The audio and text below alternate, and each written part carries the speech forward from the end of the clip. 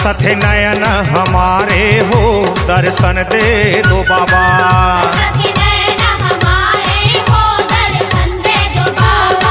तरसत नयन हमारे हो दर्शन दे दो बाबा।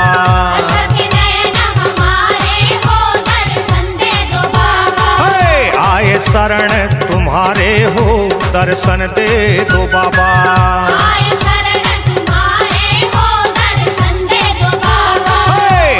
शरण तुम्हारे हो दर्शन दे दो बाबा।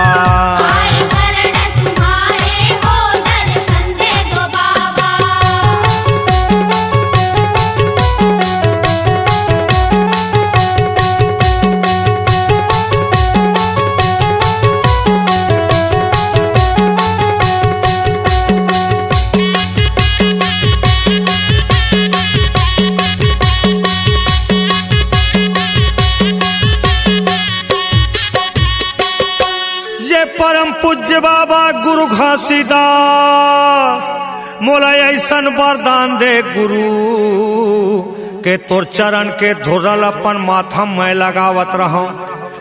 ये घासीदास बाबा मोला ऐसन आशीर्वाद दे पिता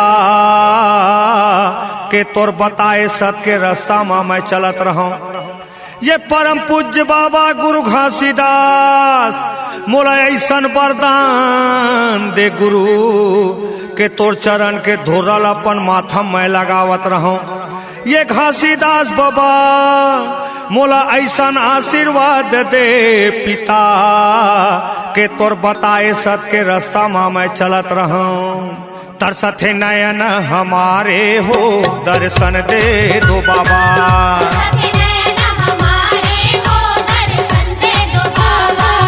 आए शरण तुम्हारे हो दर्शन दे दो बाबा। आए शरण तुम्हारे हो दर्शन दे दो बाबा।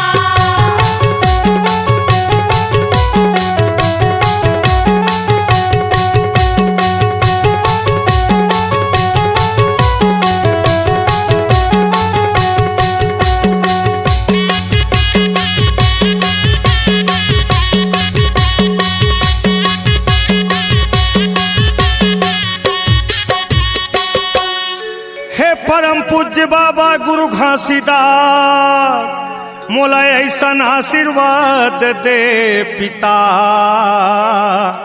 के तोर महिमाला दोनों कान में मैं सुनत रहा।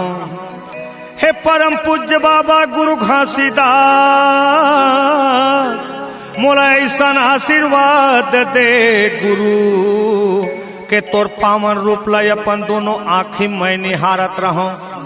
हे परम पूज्य बाबा गुरु घासीदास मोला ऐसन आशीर्वाद दे पिता के तोर महिमाला दोनों कान में मैं सुनत रहा। हे परम पूज्य बाबा गुरु घासीदास मोला ऐसन आशीर्वाद दे पिता के तोर पावन रूप ला अपन दोनों आँखी में निहारत रहा।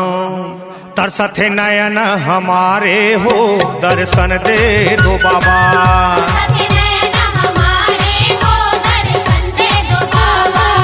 आए शरण तुम्हारे हो दर्शन दे दो बाबा। आए शरण तुम्हारे हो दर्शन दे दो बाबा।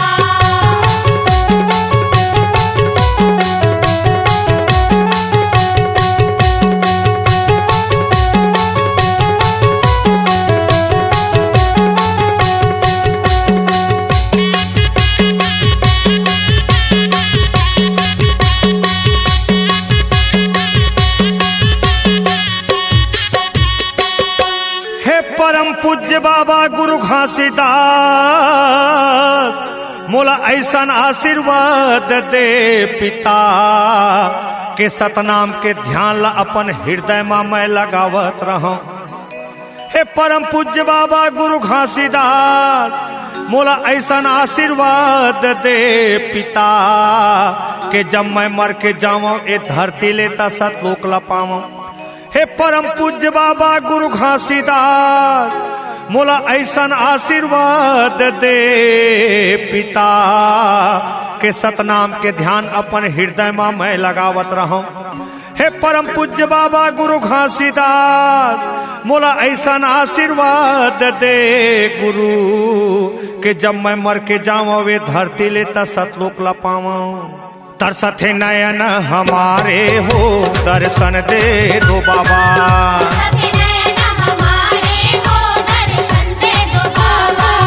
आए शरण तुम्हारे हो दर्शन दे दो बाबा,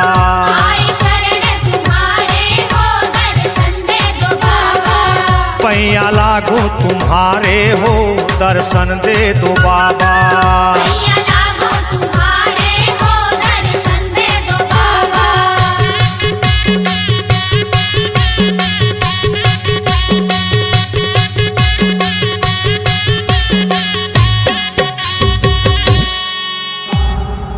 C-Log Digital Recording Studio, Cordoba. Contact number 99071192115.